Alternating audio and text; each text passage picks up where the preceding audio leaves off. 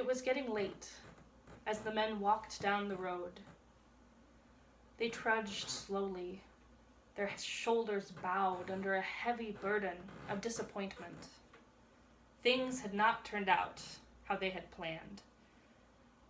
They were members of a minority group living under an oppressive empire, but they had hoped that things might be different. The wind howled and they pulled their coats closer, realizing that they were not dressed warmly enough for the cold. And so they kept walking, looking for a place where they could find food and shelter. And then an astonishing thing happened. Out of nowhere, a team of immigrant agents descended upon them. They shouted and slammed the men into the walls of a 7-Eleven, and then they threw them into vans and drove them away. Obviously, these men weren't walking to Emmaus. They were undocumented immigrants searching for shelter from the cold, who were picked up outside a church in Alexandria, Virginia. And what happened to them seems very, very far away from our gospel story for today. I have long loved this story of the road to Emmaus. I love the dramatic tension of knowing, as the reader, that even as these two disciples walk along, lost in sadness and disappointment, that Jesus has indeed been raised from the dead and is walking with them. But I love, most of all, the moment where Jesus breaks the bread and their eyes are suddenly opened to see the risen Christ face to face. In an instant, their sorrow is transformed into jubilant action, and they tear back down the road to Jerusalem at breakneck speed. They thought they knew so well how the story had ended, how it always ended, anytime anyone dared to challenge the mighty Roman Empire. But God interrupted that narrative of death with resurrection and life. But this Easter day, I think about these men arrested and driven away in Virginia, and about the devastated faces of countless family members I've seen at the deportation center in Broadview.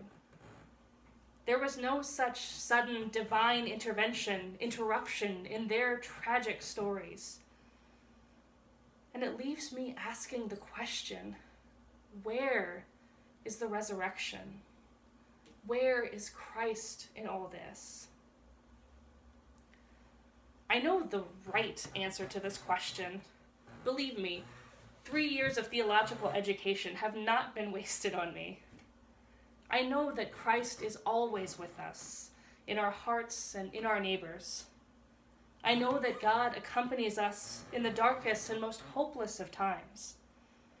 I know that God is in the detention center, and in the bus with the blacked out windows, and in the homes of frightened children who want to know why Poppy got taken away and can't come back.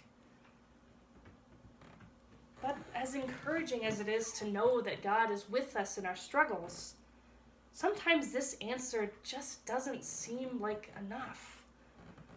The terrible weight of all that we had hoped presses down on us with an inescapable gravity. And it seems insufficient, even facile, to say that God is with us when it feels like that doesn't change anything. I think about, for example, the wedding I was planning at this time last year, how I had hoped to get married and to build a life together with a person I loved. I think about my mom, how we had hoped that she would win her battle with cancer. I think about the patients and the families I used to visit as a hospital chaplain and how they had hoped that the treatment would work, or that their spouse would wake up, or that their parent would come back from dementia. I think about refugee families clinging to rafts in the middle of the Mediterranean, or peering through gates closed in their faces, and how they had hoped to escape the violence that destroyed their homes. And of course, I think about the people and their families at the detention center, how they had hoped to be reunited and to find a better life. Our lives are full of bitterly disappointed hopes.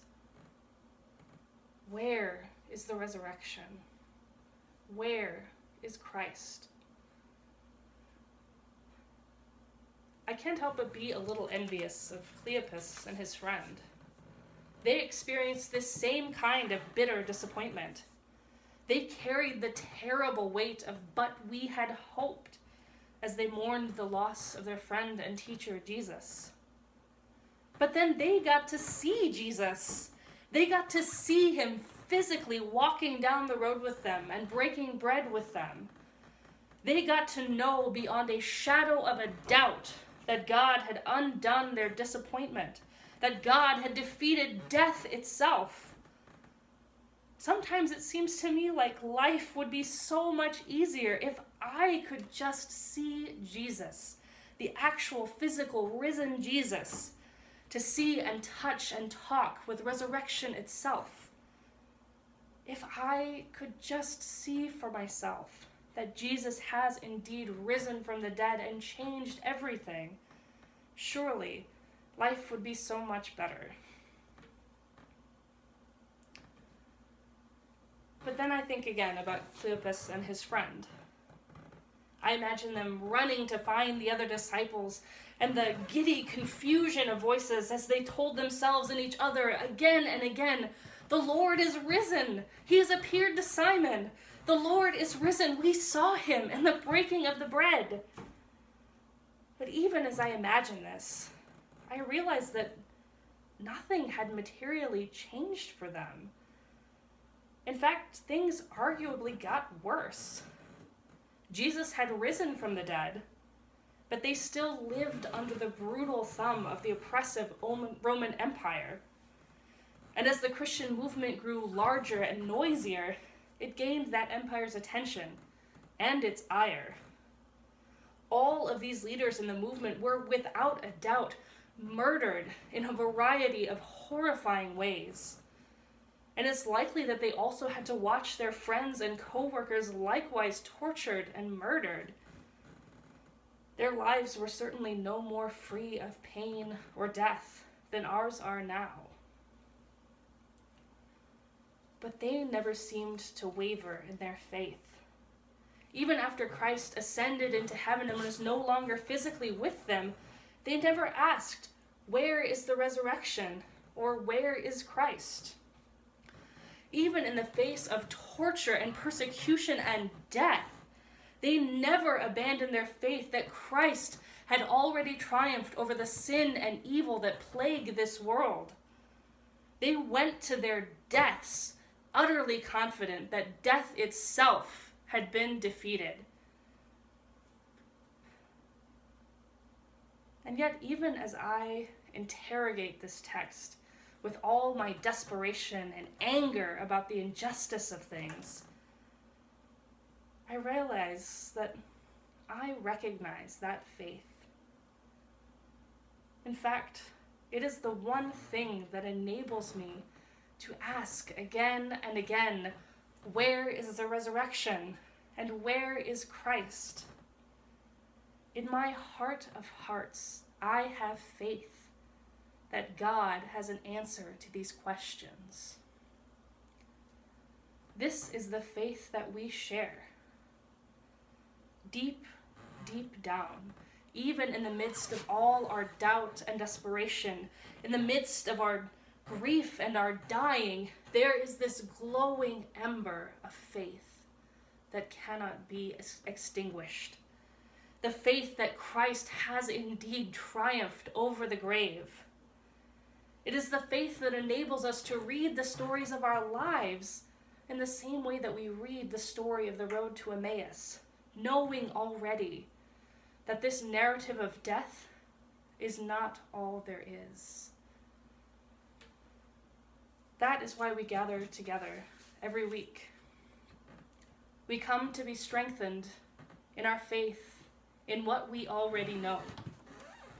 We come together to open the scriptures to read about our God. We come full of faith and expectation that we will meet Christ here in one another and in the breaking of the bread. We don't come to hear a news story that we haven't heard before about how our lives will be magically fixed. We come to be reminded of what we already know. God is in control. And Christ died and rose again, triumphing forever over death.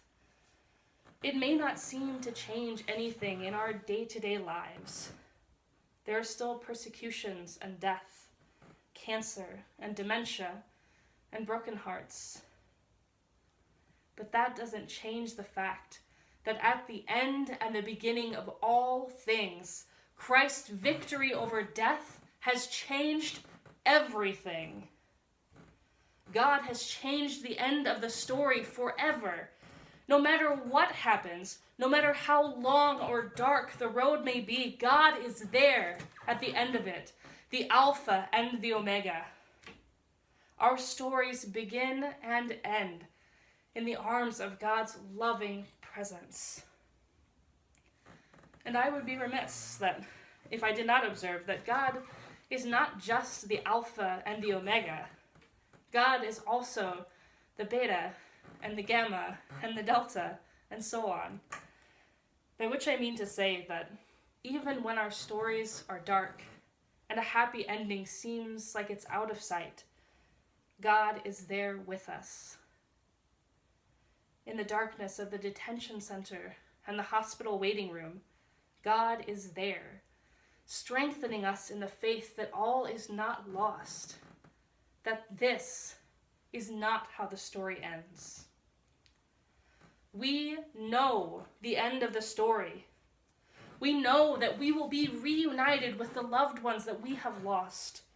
We know that we will be freed from the division of borders, freed from the bondage of illness, and freed from the tyranny of death itself.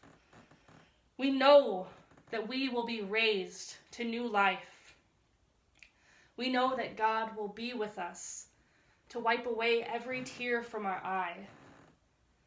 We know that death will be no more, that mourning and pain will be no more. All of these things will pass away, and all things will be made new.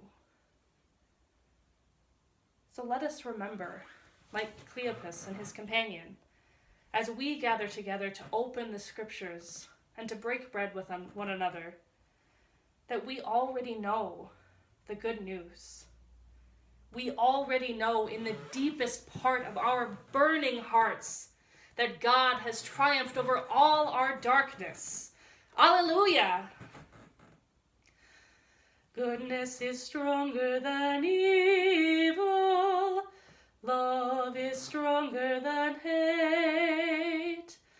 Light is stronger than darkness. Life is stronger than death. Victory